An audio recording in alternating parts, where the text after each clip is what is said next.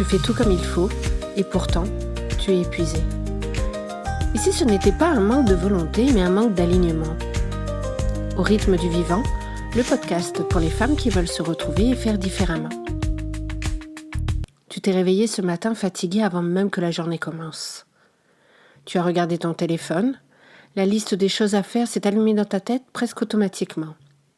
Et tu t'es levé. Et oui, parce que c'est ce qu'on fait.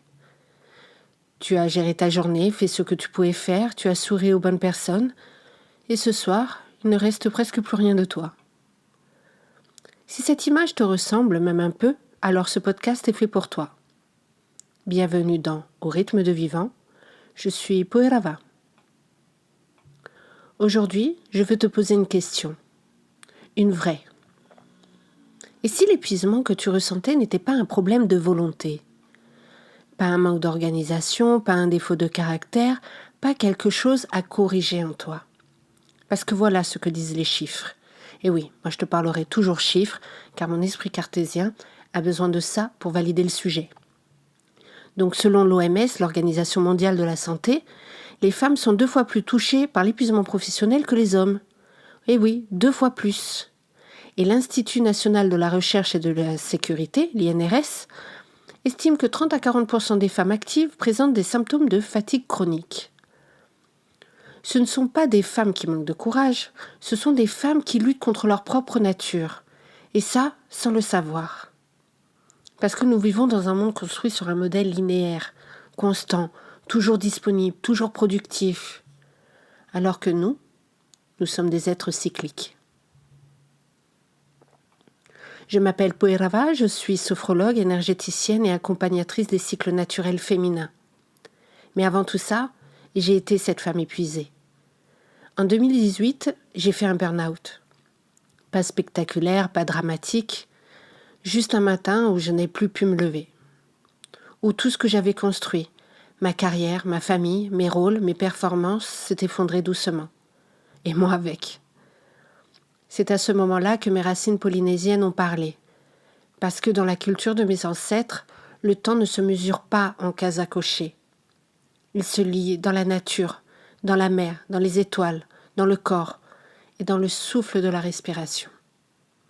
Et progressivement, j'ai appris à écouter les cycles, les miens, ceux de la lune, ceux des saisons, ceux de la vie.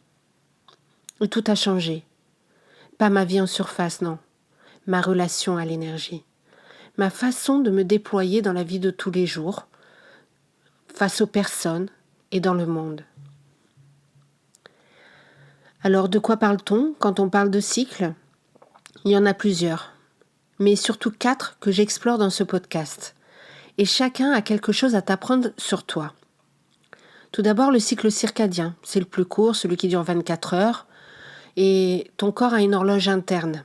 Elle régule ton sommeil, ta vigilance, ta digestion, tes hormones. Et si tu forces contre elle, par exemple en mangeant à des heures irrégulières ou en scrollant sur ton téléphone jusqu'à minuit, eh bien tu envoies des signaux contradictoires à ton système nerveux. Ensuite, tu as le cycle menstruel. Ce cycle qui en moyenne dure 28 jours est une carte extraordinaire. Chaque phase folliculaire, ovulatoire, lutéale, menstruelle correspond à des forces différentes, des intelligences différentes. Vivre en accord avec elle, c'est arrêter de te battre contre toi-même. Le cycle lunaire, le cycle de la lune qui influence les marées, ainsi que ton corps qui est composé de 70% d'eau. Elle influence aussi la croissance des plantes. Et depuis des millénaires, les femmes du monde entier l'utilisent comme boussole énergétique. La nouvelle lune, souvent considérée comme le temps d'intention, la pleine lune comme un temps de rayonnement. Et ce n'est pas de la magie, c'est tout simplement une observation ancestrale, que la science commence à peine à documenter. Enfin, le cycle saisonnier. Printemps, été, automne, hiver, tu n'as pas la même énergie en janvier qu'en juin. Et pourtant, tu t'attends toujours à produire autant et à être aussi disponible, aussi enthousiaste. Apprendre à modeler mes activités sur les saisons, c'est l'une des choses les plus libératrices que j'ai faites. Ces 4 cycles se croisent, se parlent, se renforcent même. Et quand tu commences à les écouter, mais vraiment les écouter. Quelque chose se dépose en toi. Au rythme du vivant, chaque épisode suit la même structure, simple, claire, reproductible. On commence par une problématique réelle, quelque chose que tu vis, que tu ressens, souvent même sans pouvoir mettre de mots, sans pouvoir le nommer. Ensuite, je t'apporte des preuves scientifiques, car ce que tu vis a un nom, un mécanisme, une explication. Puis on va aller chercher ce que les sagesses ancestrales en disent. Polynésiennes, chinoises, amérindiennes, ayurvédiques, peu importe. Mais les aïeux savaient déjà instinctivement ce qu'il fallait faire. D'ailleurs, les laboratoires commencent à peine à les développer. Enfin, à chaque épisode, je terminerai en te laissant quelque chose de concret.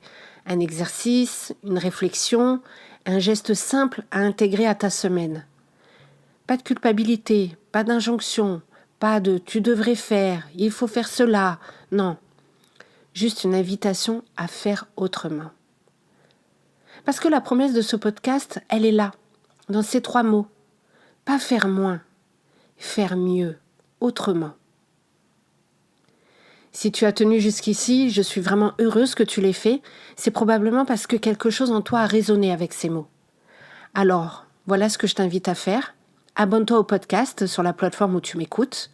Comme ça, tu ne manqueras aucun épisode. Chaque semaine, un nouveau rendez-vous, 20 minutes pour toi.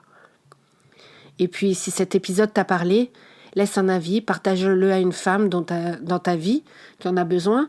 Des petits gestes comme ça peuvent m'aider énormément à faire connaître le podcast et à toucher toutes celles qui en ont le plus besoin.